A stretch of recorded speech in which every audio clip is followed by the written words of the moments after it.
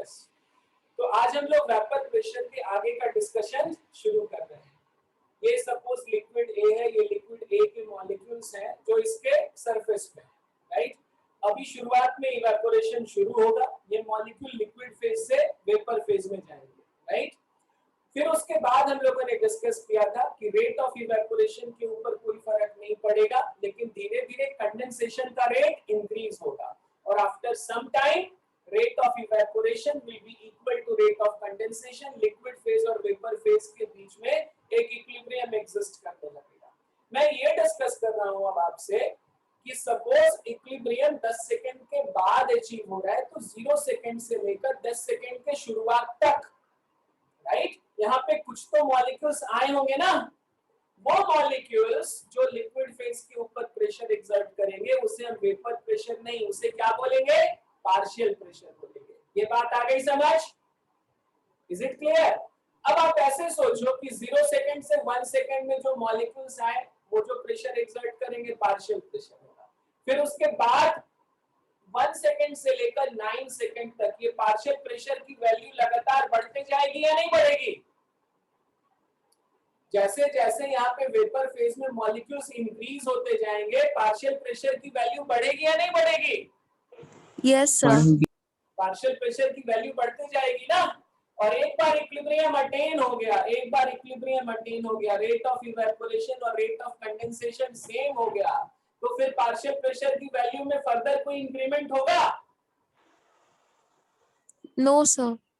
मतलब कि एक बार इक्विलिब्रियम अटेन हो गया तो पार्शियल प्रेशर की वैल्यू में फर्दर इंक्रीमेंट नहीं होगा। और जब इक्विलिब्रियम अटेन हो जाएगा तो वेपर फेज लिक्विड फेज के ऊपर जो प्रेशर एक्सर्ट करेगा उस प्रेशर को क्या बोलोगे, पार्शियल प्रेशर बोलोगे या वेपर प्रेशर बोलोगे? वेपर प्रेशर बोलोगे ना। एक बार इक्विलिब्रियम अटेन हो गया लिक्विड फेज और वेपर फेज के बीच में, तो वेपर फेज के मॉलिक्यूल्स लिक्विड फेज के ऊपर जो प्रेशर एक्सर्ट कर रहे हैं उसे पार्शियल प्रेशर बोलोगे या वेपर प्रेशर बोलोगे? Vapour pressure. Vapour pressure. तो हम ये कह सकते हैं ना कि वेपर प्रेशर की वैल्यू पार्शियल प्रेशर की मैक्सिमम वैल्यू है। Yes sir. इवेपोरेशन शुरू होगा, वेपर फेज लिक्विड फेज के ऊपर प्रेशर एक्सर्ट करेगा, उसको हम लोग पार्शियल प्रेशर बोलेंगे। ये काम कब तक चलता रहेगा? जब तक इक्विलिब्रियम एस्टैब्लिश ना हो जाए। जब इक्विलिब्रियम एस्टैब्लिश हो जाएगा तो पार्शियल प्रेशर की वैल्यू फर्दर इंक्रीज होना बंद हो जाएगी, अब उसमें फर्दर कोई इंक्रीमेंट नहीं आएगा। उसके बाद सिर्फ एक ही प्रेशर एग्जिस्ट होगा, that is what, vapour pressure. ये बात आई समझ? Yes sir. Yes sir. ये समझा? आपको अच्छे से समझा? ये कॉन्सेप्ट इंपॉर्टेंट है कि इनिशियली यहाँ पर इवेपोरेशन शुरू हुआ, राइट। मॉलिक्यूल्स वेपर फेज में आएंगे, ये वेपर फेज के मॉलिक्यूल लिक्विड फेज के ऊपर प्रेशर एक्सर्ट करेंगे, उसे हम पार्शियल प्रेशर बोलेंगे। धीरे धीरे टाइम के साथ वेपर फेज में नंबर ऑफ मॉलिक्यूल्स इंक्रीज हो रहे हैं। नंबर ऑफ मॉलिक्यूल्स इंक्रीज, जब जितने ज्यादा मॉलिक्यूल्स यहाँ पे होंगे, ये वेपर फेज लिक्विड फेज के ऊपर उतना ज्यादा प्रेशर एक्सर्ट करेगा, तो पार्शियल प्रेशर टाइम के साथ क्या होता जाएगा, इंक्रीज होता जाएगा। पार्शियल प्रेशर की वैल्यू कब तक इंक्रीज होती जाएगी? जब तक लिक्विड फेज और वेपर फेज के बीच में इक्विलिब्रियम एस्टैब्लिश ना हो जाए। और जब लिक्विड फेज और वेपर फेज के बीच में इक्विलिब्रियम एस्टैब्लिश हो जाएगा तो वेपर फेज लिक्विड फेज के ऊपर जो प्रेशर एक्सर्ट करेगा उसे हम वेपर प्रेशर बोलेंगे। तो वेपर प्रेशर क्या है? पार्शियल प्रेशर की मैक्सिमम वैल्यू हो गई ना। Yes, understood? Yes sir. चलो, तो ये ध्यान रखना कि यहाँ पे जो वेपर प्रेशर है वो पार्शियल प्रेशर की मैक्सिमम वैल्यू है। Any problem in understanding? चलो अब यहाँ पर देख लो, मान लो लिक्विड इज वाटर, एग्जांपल लेके चल रहा हूँ। मान लो लिक्विड इज वाटर, ये लिक्विड वाटर है, यही अपना रिएक्टेंट है, right. This is H2O liquid, this is in equilibrium with what, this is in equilibrium with H2O gas, this is in equilibrium with H2O gas। बताओ अगर मैं इसके लिए Kp की वैल्यू लिखूंगा तो क्या लिखूंगा? अगर इसके लिए इक्विलिब्रियम कांस्टेंट Kp की वैल्यू लिखूं तो क्या लिखूंगा? Kp में तो हम लोग गैस का पार्शियल प्रेशर कंसीडर करते हैं ना खाली। Yes sir. अगर मैं यहाँ पे Kp की वैल्यू लिखूं तो क्या लिखूंगा? पार्शियल प्रेशर ऑफ H2O लिखूंगा ना खाली। बोलो। Yes, sir. अगर मैं Kp की वैल्यू लिखूंगा तो पार्शियल प्रेशर ऑफ H2O लिखूंगा, और partial pressure of H2O equilibrium के टाइम पे किसके बराबर है? पार्शियल प्रेशर ऑफ H2O या partial pressure of that liquid equilibrium के टाइम पे किसके बराबर है बताओ? उस लिक्विड Vapor वेपर प्रेशर के बराबर है ना? Yes, sir. Yes sir. तो Kp की जो वैल्यू है, Kp की जो वैल्यू है वो किसके बराबर हो जाएगी बताओ? वेपर प्रेशर के बराबर नहीं हो जाएगी? Yes. Yes, sir. Any problem in understanding?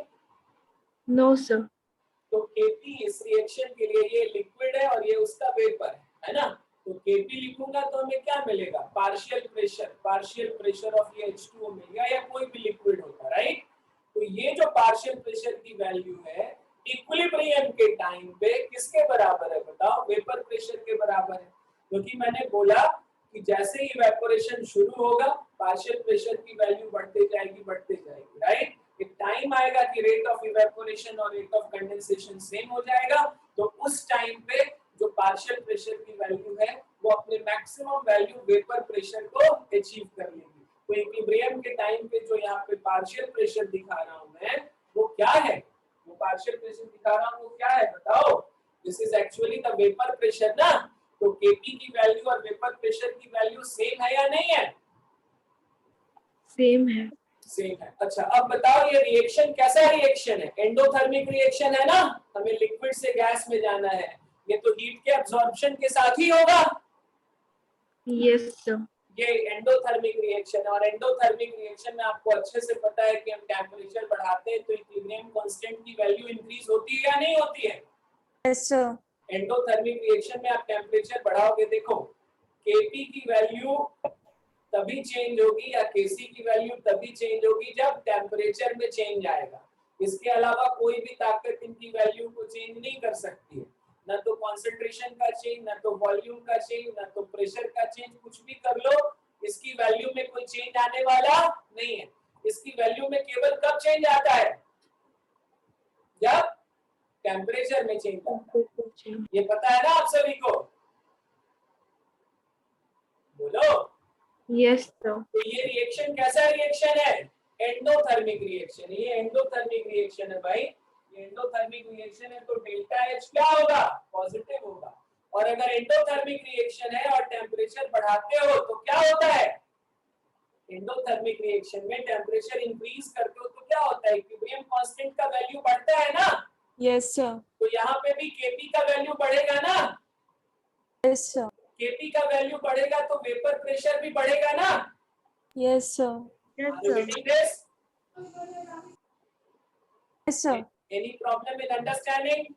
No, sir. Temperature increase करने से Kp की वैल्यू बढ़ेगी, और Kp की, क्योंकि ये रिएक्शन एंडोथर्मिक है तो टेम्परेचर इंक्रीज करने से इक्विलिब्रियम कांस्टेंट की वैल्यू डेफिनेटली बढ़ती है, और इक्विलिब्रियम कांस्टेंट की वैल्यू बढ़ रही है, और इक्विलिब्रियम कांस्टेंट वेपर प्रेशर के बराबर है, तो टेम्परेचर इंक्रीज करने से वेपर प्रेशर भी बढ़ेगा ना?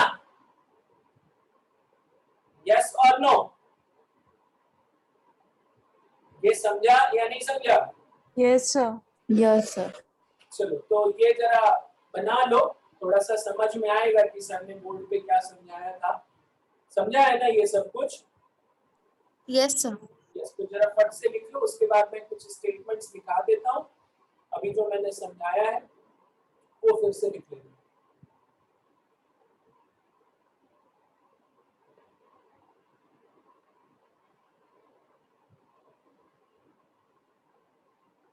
Sir, done.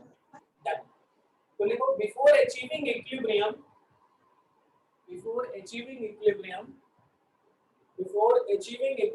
the pressure exerted by vapor phase Sir, please repeat. Before achieving equilibrium,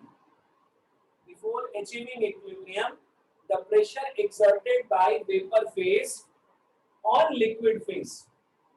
Before achieving equilibrium, the pressure exerted by vapor phase on liquid phase is what? Partial pressure. Before achieving equilibrium, the pressure exerted by vapor phase on liquid phase is what? Partial pressure. Any problem? No sir. No, ठीक है। अब next लिखो, next लिखो, conversion of liquid into gas, conversion of liquid into gas, conversion of liquid into gas is endothermic process. Conversion of liquid into gas is endothermic process. Liquid का जो gas में conversion हो रहा है वो क्या है बोलो? Endothermic process. Thus Kp and Kc, thus Kp and Kc increases with temperature. Kp और Kc दोनों की वैल्यू टेम्परेचर के साथ क्या होगी? Increase होगी. Thus Kp and Kc increases with temperature. Any problem in understanding? No sir. Thus Kp and Kc increases with temperature. है ना? कॉमा दे दो, आगे लिखो. Thus vapor pressure also increases with increase in temperature. तो vapour pressure भी temperature increase होने के साथ क्या होगा? इंक्रीज होगा. इस रिएक्शन का इक्विलिब्रियम कांस्टेंट Kp है और Kp partial pressure of H2 है. इक्विलिब्रियम के टाइम पे ये पार्शियल प्रेशर ऑफ H2O अपने मैक्सिमम वैल्यू वेपर प्रेशर के बराबर हो जाएगा. ये Kp की वैल्यू और Kc की वैल्यू टेम्परेचर इंक्रीज होने के साथ इंक्रीज होगी. तो ये वेपर प्रेशर भी टेम्परेचर इंक्रीज होने के साथ इंक्रीज होगा ना? Yes sir. Any problem in understanding? No sir. यहाँ तक समझने में कोई दिक्कत?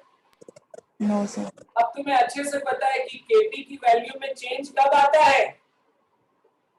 Kp की वैल्यू में चेंज कब आता है? जब टेम्परेचर में चेंज आता है. तो वेपर प्रेशर में भी चेंज केवल और केवल कब आएगा? Temperature.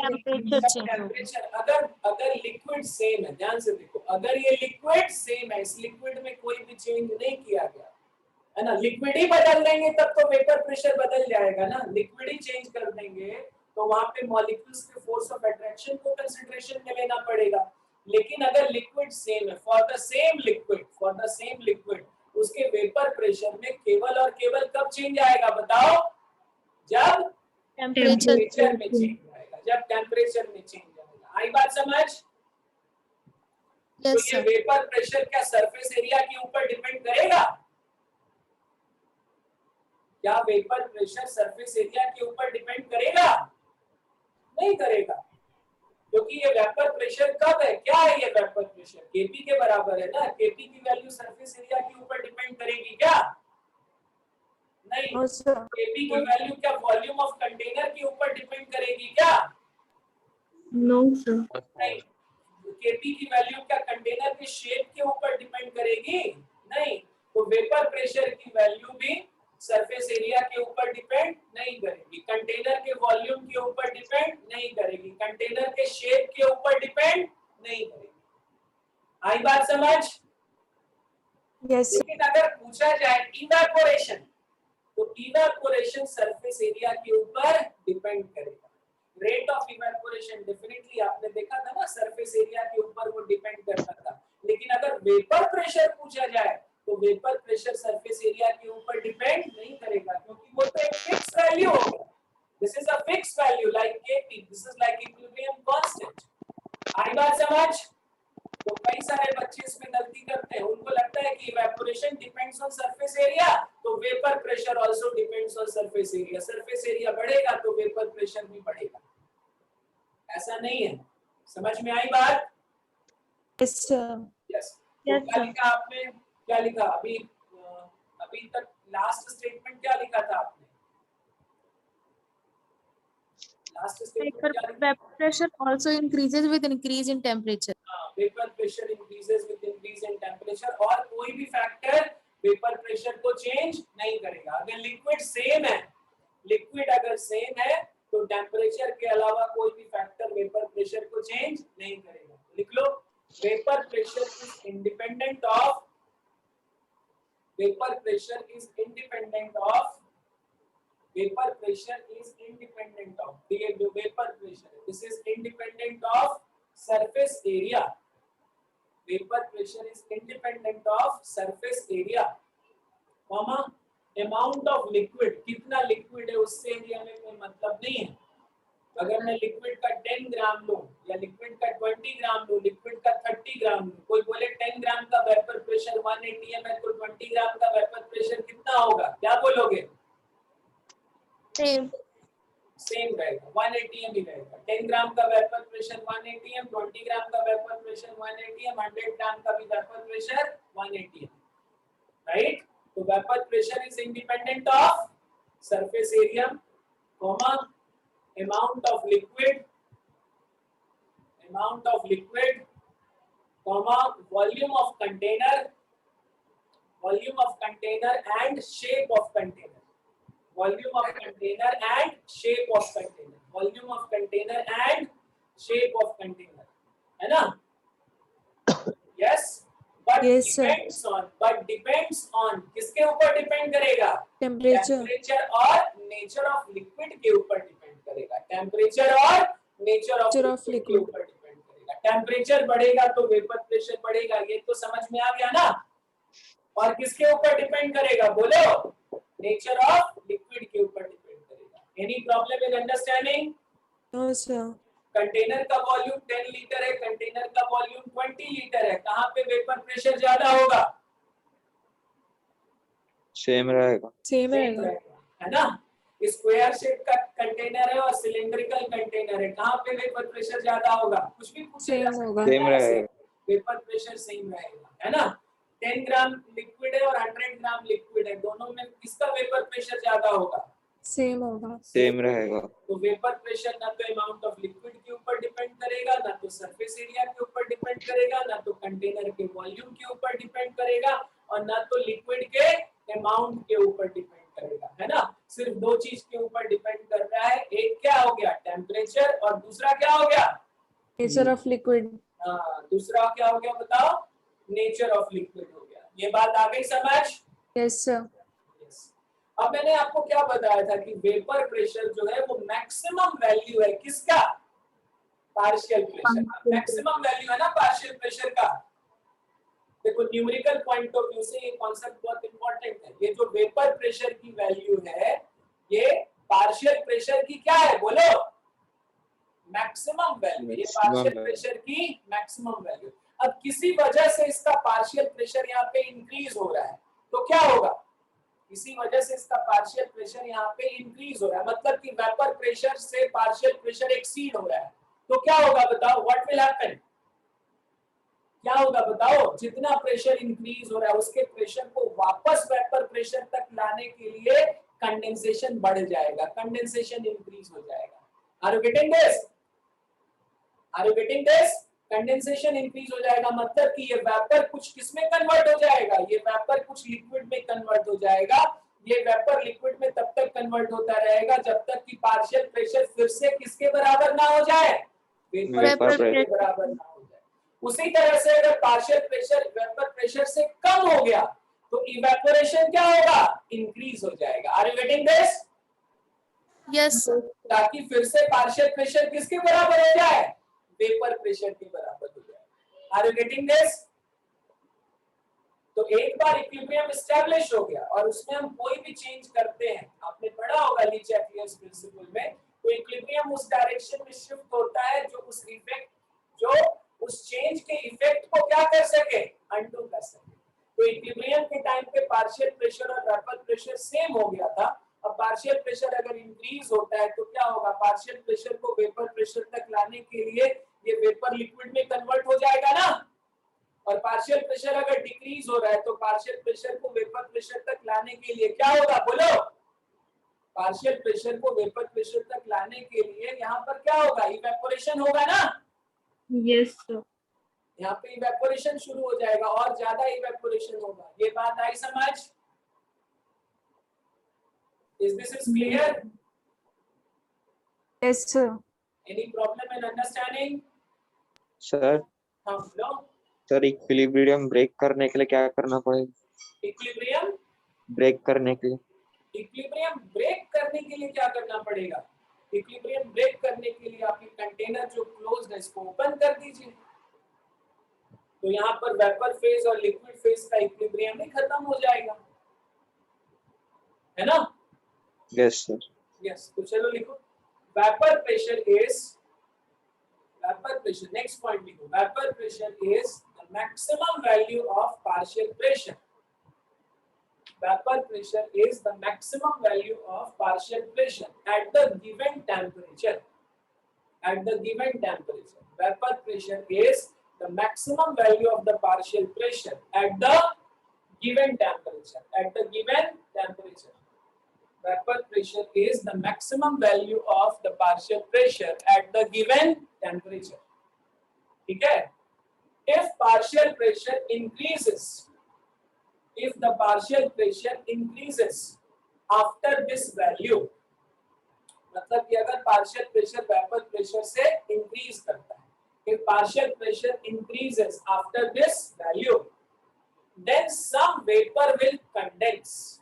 Then some vapor will condense. Then some vapor will condense. तो कुछ vapor क्या होगा बताओ? Condense हो जाएगा, राइट ना? ताकि partial pressure किसके बराबर हो जाए? Vapor pressure के बराबर हो जाए. सर एक बार कीजिए ना, बोलो. सर स्टेटमेंट रिपीट कीजिए ना प्लीज. मैंने क्या बोला था बताओ कि vapour pressure is the maximum value of partial pressure, है ना? At given temperature. Temperature mention करना जरूरी है क्योंकि टेम्परेचर अगर चेंज होगा तो वेपर प्रेशर की वैल्यू भी चेंज हो जाएगी, है ना? तो vapour pressure is the maximum value of the partial pressure at the given temperature. At the given temperature, ठीक है? कॉमा दे दो फिर. If the partial pressure increases after this value, अगर partial pressure vapor pressure से increase होता है, if partial pressure increases after this value, if partial pressure increases after this value, then some vapor will condense. तो कुछ vapor क्या हो जाएगा? Condense. कुछ vapor condense होगा. तो condense होने से या condensation कब तक होगा बताओ? जब तक कि पार्शियल प्रेशर फिर से किसके बराबर हो जाए? Vapor pressure. आई बात समझ? Yes, sir. और लिखो and if partial pressure decreases, and if partial pressure decreases, and if partial pressure decreases, और अगर partial pressure decrease होता है, and if partial pressure decreases, liquid will vaporize. Liquid will vaporize. Liquid क्या होगा? और vaporize होगा. Liquid will vaporize until, liquid will vaporize until, first point लिखो, liquid will vaporize until, first इसमें until में दो points हैं, यहाँ पे दो points mention करने. Liquid का vaporization कब तक होगा? जब तक कि partial pressure किसके बराबर ना हो जाए? Vapor pressure. Partial pressure के बराबर ना हो जाए. Are you getting this? Is it clear? जब तक कि partial pressure vapor pressure के बराबर ना हो जाए तब तक उस liquid का vaporization होता जाएगा ना? Yes, sir. Yes. Any problem in understanding? तो first point में लिखो liquid will vaporize until, first point में लिखो maximum value of partial pressure. Maximum value of partial pressure, वहां पे साइड ब्रैकेट में लिख देना vapour pressure is attend. Maximum value of partial pressure side bracket में लिख देना vapour pressure is attend. Right? Liquid का वेपोराइजेशन शुरू हो जाएगा जब तक कि पार्शियल प्रेशर किसके बराबर ना हो जाए? वेपर प्रेशर के बराबर ना हो जाए. ये बात आई समझ? Is it clear? अच्छा, अभी मान लो एक सिचुएशन कंसीडर करो कि 3 ग्राम लिक्विड का वेपोराइजेशन होगा. 3 ग्राम लिक्विड का वेपोराइजेशन होगा, राइट ना? तो पार्शियल प्रेशर वेपर प्रेशर के बराबर हो जाएगा. और तुम्हारे पास केवल 2 ग्राम लिक्विड है, तब तो उसका कंप्लीट वेपोराइजेशन हो जाएगा, वो इक्विलिब्रियम को अटेन ही नहीं करेगा. आ रही है बात समझ? मान लो मैंने क्या बोला कि 3 ग्राम लिक्विड है, उसका वेपोराइजेशन होगा तो वो किसको अटेन करेगा? वेपर प्रेशर को अटेन करेगा. उस मतलब तब पार्शियल प्रेशर वेपर प्रेशर के बराबर हो जाएगा. और तुम्हारे पास सैंपल में केवल 2 ग्राम ही लिक्विड है, तो ये 2 ग्राम लिक्विड क्या इक्विलिब्रियम को अटेन करेगा या कंप्लीट वेपोराइज हो जाएगा? कंप्लीटली वेपराइज हो जाए। कंप्लीटली वेपोराइज हो जाएगा। तो दूसरा कंडीशन लिखो, all the liquid vaporised, all the liquid vaporised. तो ये वेपोराइजेशन तब तक चलेगा जब तक पार्शियल प्रेशर वेपर प्रेशर के बराबर ना हो जाए या फिर पूरा लिक्विड क्या हो जाए, वेपोराइज हो जाए। ये बात आई समझ? न्यूमेरिकल्स में हमें ये कॉन्सेप्ट के ऊपर काम करने को मिलेगा कि पार्शियल प्रेशर अगर वेपर प्रेशर से एक्सीड हो जाता है तो वेपर लिक्विड में कन्वर्ट होना शुरू होगा, या वेपर लिक्विड में कन्वर्ट होगा। कब तक कन्वर्ट होगा, कितने अमाउंट में कन्वर्ट होगा, जब तक कि उसका पार्शियल प्रेशर वेपर प्रेशर के इक्वल ना हो जाए।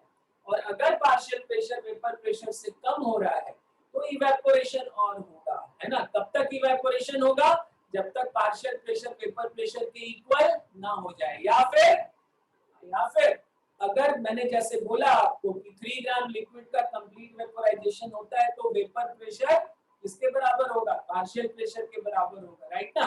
और आपके पास 2 ग्राम लिक्विड ही है, तो इस 2 ग्राम लिक्विड में कोई इक्विलिब्रियम अटेन होगा या पूरा वेपोराइज हो जाएगा, पूरा वेपोराइज हो जाएगा। ये बात आई समझ? Yes sir. यहाँ तक समझने में कोई दिक्कत है? No sir. नो। चलो आगे बढ़े। Yes sir. यस। अब देखो बहुत बेसिक से चलते हैं, कुछ रिप्रेजेंटेशंस हमें समझने पड़ेंगे, कुछ रिप्रेजेंटेशन समझने पड़ेंगे। यहाँ पर कुछ रिप्रेजेंटेशन लिखते हैं, नर्स इक्वेशन और गैल्वेनिक से याद आने लगा, वहां पे खूब लिखते थे ना रिप्रेजेंटेशन, है ना। रिप्रेजेंटेशन ध्यान से देखो, अगर हमें partial pressure of A in sample लिखना है, partial pressure of A in sample लिखना है तो हम लोग क्या लिखेंगे, या फिर पार्शियल प्रेशर ऑफ प्योर ए लिखना है तो हम लोग क्या लिखेंगे। अगर मैंने पार्शियल प्रेशर या इक्विलिब्रियम के टाइम पे तो पार्शियल प्रेशर और वेपर प्रेशर सेम ही है, तो यहाँ पर अगर मान लो हमें वेपर प्रेशर ऑफ प्योर ए लिखना है, वेपर प्रेशर ऑफ प्योर ए लिखना है, तो इसको हम लोग क्या लिखेंगे, देखो यहाँ पे it is P not a लिखेंगे। नॉट का मतलब क्या हो जाएगा कि इट इज प्योर, इसके साथ कुछ मिक्स किया हुआ नहीं है। ए क्या है, अकेला है। ए क्या है बताओ, अकेला है। अगर तुमसे पूछा जाए कि what is the mole fraction of A in this solution तो वो कितना होगा, 1 होगा ना। Yes sir. यस, तो वेपर प्रेशर ऑफ प्योर ए को आप क्या लिखोगे, पी नॉट ए लिखोगे। और अगर तुमसे बोला जाए vapour pressure of A in solution, vapour pressure of A in solution, vapour pressure of A in solution, तो ये आप क्या लिखोगे, PA लिखोगे, vapour pressure of A in solution, and this is vapour pressure of pure A. ये समझा आपको? Yes sir. Yes. Any problem? No sir. यहाँ तक समझने में कहीं कोई दिक्कत है क्या? No sir. No. तो ये रिप्रेजेंटेशन समझना कि अगर हमें प्योर फॉर्म का वेपर प्रेशर पूछा जा रहा है या प्योर फॉर्म का वेपर प्रेशर है तो उसको कैसे रिप्रेजेंट करेंगे, ऊपर नॉट देके रिप्रेजेंट करेंगे, है ना। और अगर सॉल्यूशन में उसी सब्सटेंस का वेपर प्रेशर पूछा जा रहा है, सॉल्यूशन में उसका वेपर प्रेशर पूछा जा रहा है, राइट, तो हम लोग क्या करेंगे, इट विल बी नॉट को हटा देंगे। जैसे सिंपल तुमसे अल्कोहल का वेपर प्रेशर पूछा गया, एथेनॉल का वेपर प्रेशर प्योर फॉर्म में, तो क्या लिखोगे, P0C2H5OH लिखोगे ना। यस, और इसी एथेनॉल को वाटर में डाल दिया गया, अब ये सॉल्यूशन बन गया, तो अब वेपर प्रेशर ऑफ एथेनॉल पूछा जाएगा तो क्या बोलोगे, PC2H5OH बोलोगे। Any problem in understanding? No sir. No sir. अब हम लोग नेक्स्ट डिस्कस करते हैं factors affecting vapour pressure, factors affecting vapour pressure, factors affecting vapour pressure. कौन कौन से फैक्टर्स हैं जो वेपर प्रेशर को इफेक्ट करेंगे, factors affecting vapour pressure, right. इसमें टेम्परेचर वाला फैक्टर को हम लोग देख चुके हैं, है ना। यहाँ पर अभी डिस्कस करेंगे हम लोग nature of liquid, nature of liquid, nature of liquid. Liquid का नेचर, लिक्विड का नेचर, लिक्विड के नेचर में क्या देखेंगे कि अगर लिक्विड मॉलिक्यूल्स के बीच में फोर्स ऑफ अट्रैक्शन ज्यादा है, ये मॉलिक्यूल्स एक दूसरे को टाइटली पकड़ के रखे हुए हैं, राइट ना, जब ये लिक्विड मॉलिक्यूल्स एक दूसरे को टाइटली होल्ड करके रखेंगे तो डेफिनेटली ये वेपर फेज में आसानी से नहीं जाएंगे, और जब ये वेपर फेज में आसानी से नहीं जाएंगे तो वेपर फेज में इक्विलिब्रियम के टाइम पे नंबर ऑफ मॉलिक्यूल्स भी क्या होंगे, कम होंगे, और वेपर फेज में इक्विलिब्रियम के टाइम पे नंबर ऑफ मॉलिक्यूल्स कम होंगे तो वेपर प्रेशर भी क्या होगा, कम ही होगा ना। Yes, sir. यस, तो हम लोग क्या बोलेंगे कि vapour pressure is inversely proportional to force of attraction between the molecules ना। मॉलिक्यूल्स के बीच में जितना ज्यादा फोर्स ऑफ अट्रैक्शन होगा वेपर प्रेशर वहां पे कम होगा ना। Yes, sir. तो क्या बोलोगे बताओ, vapour pressure is inversely proportional to, किसके inversely proportional, force of attraction, force of attraction between the molecules, vapor pressure is inversely proportional to force of attraction between the molecules. आई बात समझ, this is clear? Yes, sir. Yes. अभी जैसे ये container है, इसमें लिया गया वाटर, और ये कंटेनर है, इसमें लिया गया C2H5OH, इसमें वाटर है, इसमें एथेनॉल, बताओ किसका वेपर प्रेशर ज्यादा होगा, वाटर का कि एथेनॉल का? यस, जहां पे फोर्स ऑफ अट्रैक्शन कम होगा वहां पर वेपर प्रेशर क्या होगा, जहां पे फोर्स ऑफ अट्रैक्शन कम होगा वहां पे वेपर प्रेशर क्या होगा, ज्यादा होगा। यहाँ पर H2O मॉलिक्यूल का फोर्स ऑफ अट्रैक्शन है, और यहाँ पर C2H5OH और C2H5OH का फोर्स ऑफ अट्रैक्शन है, यहाँ पे वाटर का फोर्स ऑफ अट्रैक्शन है, यहाँ पे एथेनॉल का फोर्स ऑफ अट्रैक्शन है, बराबर ना। तो अगर फोर्स ऑफ अट्रैक्शन ज्यादा होगा, जहाँ पे फोर्स ऑफ अट्रैक्शन ज्यादा होगा उसका वेपर प्रेशर क्या होगा, कम होगा। तो बताओ किसके में वेपर प्रेशर ज्यादा है, वाटर में कि एथेनॉल में? एथेनॉल। एथेनॉल में वेपर प्रेशर ज्यादा है, क्यों भाई, बोलो। Force of attraction कम है। तो क्यों कम है फोर्स ऑफ अट्रैक्शन? तो वाटर में strong H bond formation होता है। तो यहाँ भी H बॉन्ड फॉर्मेशन होता है, अल्कोहल मॉलिक्यूल्स में भी आपस में हाइड्रोजन बॉन्ड फॉर्म होगा ना। सर हाइड्रोफोबिक ग्रुप प्रेजेंट इसके कारण। आप ऐसे सिंपली देखो और उस कंक्लूजन पे जाएंगे तब तो थोड़ा और डिस्कशन बढ़ जाएगा। एक वाटर मॉलिक्यूल कितना हाइड्रोजन बॉन्ड बनाता है, ये वाटर मॉलिक्यूल है H, यहाँ पर एक लोन पेयर, यहाँ पर एक लोन पेयर, यही है ना H2O V shape. Yes sir. तो एक वाटर मॉलिक्यूल कितना हाइड्रोजन बॉन्ड बनाता है, दो इस हाइड्रोजन की वजह से और दो लोन पेयर की वजह से। एक water molecule maximum 4 hydrogen bond बनाता है ना। Yes, sir. एक वाटर मॉलिक्यूल मैक्सिमम कितने हाइड्रोजन बॉन्ड बनाता है बताओ, 4, राइट। लेकिन मैं अल्कोहल को देख लूं तो ये क्या हो जाएगा, देखो दिस इज OR और ये क्या हो गया H, दिस इज ROH हो गया ना। यस, और इसके पास क्या प्रेजेंट है, ये दो लोन पेयर है, तो ये मैक्सिमम कितना हाइड्रोजन बॉन्ड बनाएगा, एक हाइड्रोजन और दो lone pair. Are you getting this? Yes sir. Yes, sir. Hydrogen bond कौन बनाता है, कौन सा हाइड्रोजन बॉन्ड में इन्वॉल्व होगा, केवल वही हाइड्रोजन बॉन्ड में इन्वॉल्व होगा जो highly electronegative atom oxygen, nitrogen और फ्लोरीन के साथ अटैच्ड होगा, राइट ना। ये अल्काइल ग्रुप का हाइड्रोजन थोड़ी हाइड्रोजन बॉन्ड बनाएगा, ठीक है ना। तो यहाँ पर कितने हाइड्रोजन बॉन्ड बनेंगे, 3, यहाँ पे कितने हाइड्रोजन बॉन्ड बनेंगे, 4, यहाँ पे नंबर ऑफ हाइड्रोजन बॉन्ड्स ज्यादा है, 4 है ना, और यहाँ पे कितने, 3, मतलब कि यहाँ पे फोर्स ऑफ अट्रैक्शन क्या है, ज्यादा है, और यहाँ पे फोर्स ऑफ अट्रैक्शन कम है। Are you getting this? Is it clear? Yes, sir. तो किसका वेपर प्रेशर ज्यादा होगा, इट विल बी C2H5OH का वेपर प्रेशर वाटर से क्या होगा, ज्यादा होगा। ये बात आई समझ? Yes, sir. यस। तो चलो लिख लो इसको और नीचे लिख लो water molecules can form maximum 4 hydrogen bonds. Water molecules can form maximum 4 hydrogen bonds. Hence intermolecular force of attraction is more strong in water. Hence intermolecular force of attraction is more strong in water.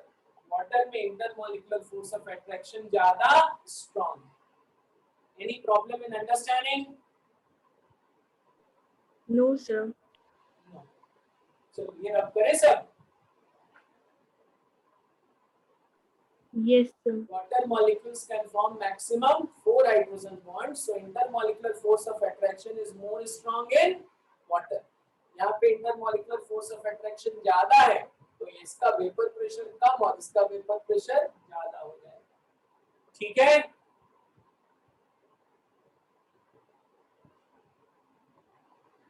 चलो अभी यहाँ पर बताओ मुझे दूसरा case ले लो। ये C2H5OH है।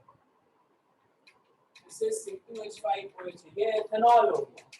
This is ग्लाइकॉल हो गया, CH2OH CH2OH, और ये ग्लिसरॉल हो गया, CH2OH CHOH, और ये CH2OH।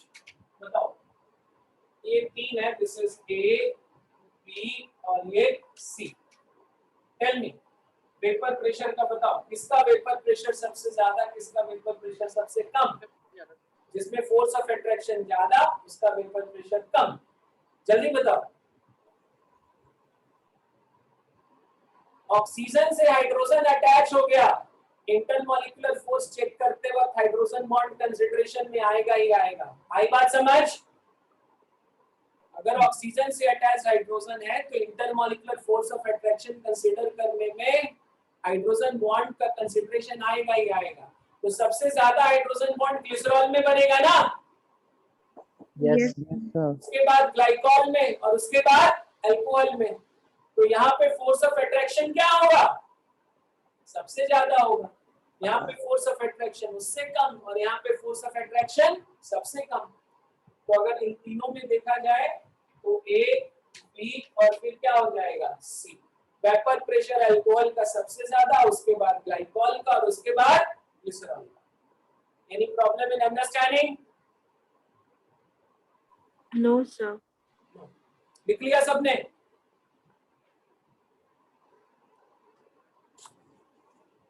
बोलो। Yes, sir. लिख लिया?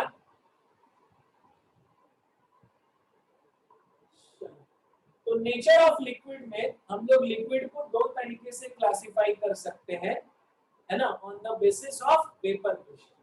नेचर ऑफ लिक्विड जो अभी हम लोग पढ़ रहे हैं, जो वेपर प्रेशर को इफेक्ट करता है, तो वेपर प्रेशर की बेसिस पे हम लिक्विड को दो पार्ट में क्लासिफाई कर सकते हैं। एक क्लासिफाई कर सकते हैं वोलेटाइल और दूसरा क्या, नॉन वोलेटाइल। ठीक है, देखो classification of substances on the basis of vapour pressure. Heading वही है बेटा, nature of liquid he heading है। ठीक है, classification of substances on the basis of vapour pressure. Classification of substances on the basis of vapour pressure. इसमें दो तरह के सब्सटेंसेस हमें मिलेंगे। एक सब्सटेंस क्या होगा, वोलाटाइल होगा, और दूसरा तरह का सब्सटेंस क्या होगा बताओ, नॉन वोलाटाइल होगा। एक सब्सटेंस होगा वोलाटाइल और दूसरा सब्सटेंस क्या होगा, नॉन वोलाटाइल। ठीक है, volatile, volatile substance, volatile substance, volatile substance, and this is non-volatile substance. Volatile substance और non-volatile substance. Volatile substance किसको बोलोगे, जिसमें वेपर प्रेशर का कुछ फाइनाइट वैल्यू हो, वेपर प्रेशर जीरो ना हो। वेपर प्रेशर जीरो हो जाएगा तो हम उसको क्या बोलेंगे, नॉन वोलेटाइल बोलेंगे। Are you getting this? तो वोलेटाइल सब्सटेंस किसको बोलेंगे, जिसके वेपर प्रेशर का कुछ फाइनाइट वैल्यू है, राइट ना, मतलब कि वेपर प्रेशर जीरो नहीं, तो उसको हम क्या बोलेंगे बताओ, वोलेटाइल बोलेंगे। Are you getting this? मतलब कि अगर वो सब्सटेंस अपने प्योर फॉर्म में है तो वेपर प्रेशर की कुछ फाइनाइट वैल्यू है, तो ऐसे सब्सटेंस को क्या बोलोगे? volatile, volatile. और अगर वो सब्सटेंस अपने प्योर फॉर्म में है लेकिन उसका वेपर प्रेशर क्या है? 0 है, तो ऐसे सब्सटेंस को क्या बोलोगे? नॉन non-volatile, ठीक है, तो लिखो सब्सटेंस हैविंग, यहाँ पे वोलेटाइल सब्सटेंस को लिखो, वोलेटाइल सब्सटेंस को लिखो substance having definite value of vapour pressure, substance having definite value of vapour pressure, substance having definite value of vapor pressure, that is P naught substance, that is P naught substance not equal to 0, substance having definite value of vapor pressure, मतलब P naught substance, that is P naught substance not equal to 0 and are called volatile substance। ऐसे substances को क्या बोलेंगे हम लोग? volatile substance, ऐसे substances को हम लोग वोलेटाइल सब्सटेंस बोलेंगे। Any problem? अच्छा, अब दूसरा आ गया, देखो नॉन वोलेटाइल सब्सटेंस। दूसरा क्या हो गया बताओ? Non volatile substance. तो नॉन वोलेटाइल सब्सटेंस क्या हो जाएगा? ऐसा सब्सटेंसेस जिसका वेपर प्रेशर क्या हो जाए? 0, मतलब कि पी नॉट सब्सटेंस क्या हो जाए? 0 हो जाए। तो ऐसे सब्सटेंसेस को क्या बोलेंगे हम लोग? Non volatile substance. चलो लिखो, तो substances having no tendency for vaporization, substances having no tendency for vaporization, substances having no tendency for vaporization, vaporize होने की टेंडेंसी बहुत बहुत बहुत कम है, कि हम उसे नेग्लेक्ट ही करके चलेंगे। substances having no tendency for vaporization, that is P naught substance, P naught substance क्या हो जाएगा बताओ? Equal to 0। इसके वेपोराइज होने की टेंडेंसी है ही नहीं। वेपर प्रेशर का कॉन्सेप्ट तो तब आता है ना जब दो चीजें हो, है ना, एक लिक्विड फेज और एक वेपर फेज, इक्विलिब्रियम हो, तब की बात करेंगे ना हम लोग वेपर प्रेशर की। ये वेपोराइज ही नहीं हो रहा है तो एक ही फेज में रह गया ना, ये वेपोराइज होके वेपर फेज में जाता, तब दो फेज आते, तब इक्विलिब्रियम आता, तब हम लोग वेपर प्रेशर की बात करते हैं ना।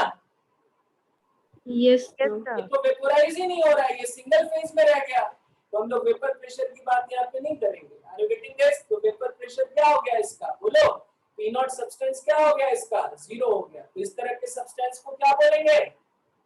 non volatile substance, any problem in understanding? तो जनरली हम लोग यहाँ पे सॉलिड्स को नॉन वोलेटाइल मान के चलेंगे। आपको कई बार एग्जांपल्स मिलेगा, यूरिया का मिलेगा, सुक्रोज का मिलेगा, है ना, ग्लूकोज का मिलेगा। ये सारे सब्सटेंसेस को आप कैसे मान के चलना? volatile, अरे नॉन वोलेटाइल, राइट ना। Urea it's not going to, it has very less tendency to undergo evaporation। Sucrose है, ग्लूकोज है ना, right, they have very low tendency to undergo evaporation। तो ऐसे सब्सटेंसेस को क्या मान के चलोगे? non-volatile, non-volatile, मान के चलोगे, राइट ना। और अगर यही तुम्हें अल्कोहल मिल जाए, बेंजीन मिल जाए, राइट ना, तो ऐसे सब्सटेंसेस को क्या मान के चलोगे? Volatile. Are you getting this? Alcohol है, बेंजीन है, ईथर है, ऐसे सब्सटेंसेस को क्या एज्यूम करोगे? volatile, right. तो जनरली जो सॉलिड सब्सटेंसेस हैं, राइट ना, उनमें इवेपोरेशन या वेपोराइजेशन बहुत बहुत कम होता है। जब वेपोराइजेशन बहुत कम होगा तो उनको आप क्या मान के चलोगे? Non volatile. तो नोट डाल के लिख लो, solids are assumed to be non volatile, solids are assumed to be non volatile. Solids को क्या मान के चलोगे बताओ? नॉन वोलेटाइल मान के चलोगे। आई बात समझ? yes sir, clear? यस। तो हम लोगों ने ये फैक्टर डिस्कस कर लिया कि अगर force of attraction between the molecule strong होगा तो वेपर प्रेशर कम होगा, और force of attraction between the molecule अगर कम होगा, लेस होगा, तो वेपर प्रेशर क्या होगा? हाई होगा। ठीक है, टेम्परेचर वाला फैक्टर हम लोग ऑलरेडी डिस्कस कर चुके हैं कि टेम्परेचर बढ़ेगा तो वेपर प्रेशर का वैल्यू भी क्या होगा, बढ़ेगा। टेम्परेचर बढ़ेगा तो वेपर प्रेशर का वैल्यू भी बढ़ेगा, लेकिन किस तरह से बढ़ेगा। अगर हमें T1 टेम्परेचर पे वेपर प्रेशर दिया हुआ है और T2 टेम्परेचर पे वेपर प्रेशर पूछा जा रहा है तो हम लोग कैसे कैलकुलेट कर सकते हैं, मतलब कि दो अलग अलग टेम्परेचर के वेपर प्रेशर को हम कैसे कैलकुलेट करेंगे। इसके लिए हम लोग नेक्स्ट क्लास में सीखेंगे क्लाउसियस-क्लैपेरॉन इक्वेशन, राइट ना। आप लोगों ने इक्विलिब्रियम कांस्टेंट के लिए भी पढ़ा होगा, अगर आपको याद है तो आपने पढ़ा होगा कि T1 टेम्परेचर पे इक्विलिब्रियम कांस्टेंट K1 है, T2 टेम्परेचर पे इक्विलिब्रियम कांस्टेंट K2 है, तो log of K2 upon K1 is equal to delta H upon 2.303 R 1 upon T1 minus 1 upon T2 होता है। ऐसा पढ़ा होगा ना कोई इक्वेशन आपने,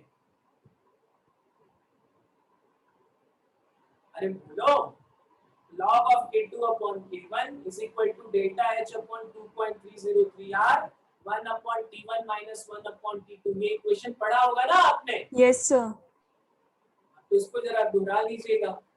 अभी तुरंत के पढ़ाए हुए फॉर्मूला तो याद नहीं रहते आप लोगों को, ये तो 6-7 महीने पहले ही पढ़ाया गया होगा, तो इसकी उम्मीद तो कमी थी, लेकिन याद कर लीजिएगा, ये सब रिवाइज करते रहिएगा।